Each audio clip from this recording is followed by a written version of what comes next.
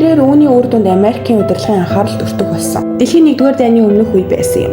Америк хурдтай тусгай технологи хийж байсан. Гадаад орнуудаас чухал цэргийн мэдээлэл авах хэрэгтэй байв. Өнөөдөр алдаршсан Хүүдиний тэр ийхүү хамгийн тохирох хүн болсон юм. Түүний анхны даалгавар бол Германы эзэн хаанд ойртох байлаа. Тэр хурдан Берлин рүү явсан. Тэр гайхалтай 5 үзүүлбэрийг ашиглан Германы эзэн хааны анхаарлыг амжилттай татаж чадсан юм. Гэвч ердийн үзүүлбэрүүд Германы эзэн хааны сонирхлыг огтонч татсангүй. Тэгээд Хүүдиний алга болсон. Алдартай үзүүлбэрийг үзүүлэхээр шийдэв. Тэрээр зорилгоо голдон байрлуулж тэгээд өөрийн өмнөх цэргүүдийн буудуулах тушаал өгсөн. Fire the gun! Pull the trigger! Pull the trigger!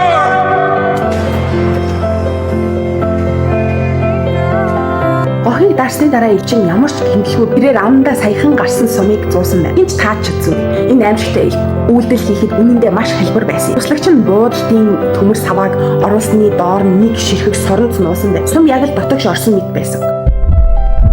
Үнэндээ соромт түүний татаж гаргаж авсан юм. Цэргүүдийн буудсан сум нь үнэндээ хоосон сум байв. Амандаа сум хүлээн авах үзүүлбэр нь Германы эзэн хааны анхаарлыг татсан. Хүүдиний Германы ханхугийн гэр бүлийн дунд амжилттай нэвтэрч чадсан. Тэрээр үүний үр дүнд чухал цэргийн мэдээлэл олсон. Дараа нь Хүүдиний Оросын эзэн хааныг урьсан. Оросын эзэн хааны гэр бүлд илбээ үзүүлбэр хийхээр тэр эхлээд хүн бүрийг өөрийн хүслээр бичгийг хүсв. Тэгээд гүнжиг дотроос нэг хүсэлт гаргаж аван хатагтай уншиг хүсв. Гэвч хатагтай уншиж дууснаар баттай хэлсэн нь I'm afraid you will never be able to grant the wish, Houdini. Юучин дээр нь бичсэн зүйл нь Кремль ордны гаднах цагийн дуу дахин дуугаж эхлэх гэсэн байна. Тэр цаг хэдэн 100 жилийн турш дуугараагүй байна. Дээрх татах утас нь хэдийнэ ялзарсан байсан. Энэ бол огтхонч биелүүлэх боломжгүй зүйл байлаа. Гэвч Хүүдиний өөртөө итгэлтэйгээр улаан алчуур гаргаж ирж ав. Дараа нь цонхны хажууд очив тэрээр цаасыг алчуурын дотог шоруулж байв. Дараа нь ердөө аажмаар утас татаж гаргаж ирв. Хүүдиний гүнжиг дуудан түүнийг утсыг тавьсан. Бүх хүмүүс энэ үзэгдлийг харан гайхширч байлаа. Тэд бүгд гадарч сөхрөн байсан. Тэд хашгирч гайхамшигтай гэж хэлцгээв. Гэвч хинч мэдээгүй. Энэ хүслийг Хүүдиний урьдчилан бэлдсэн байсан. Тэр туслагчтайгаа урьдчилан зохион байгуулж тэдний дэргэдэг том барилга дээр нуугдсан байна. Туслагч нь сумтай буу тавьсан. Тэр буудлагын дуу намсагч суйрлуулсан байна. Гүнжиг утас татах агш нь туслагч шууд буудлага хийж цагийг дуургуулсан. Хүүдиний тагнуулын даалгавар харин улам бүр амжилттай боллоо. Тэр 10 минутын дотор даатгалын шүүгнээс зугтаж чаддаг болсон. Дараа нь тэр томоохон шийдвэр гаргаж ерөнхийлөгчөө өрөөнд орж чухал бичиг баримтуудыг хулгайлсан. Тэр зөвхөн дэлхийн 1-р дайны ялагдалт ч биш, чухал хувь нэмэр оруулсан.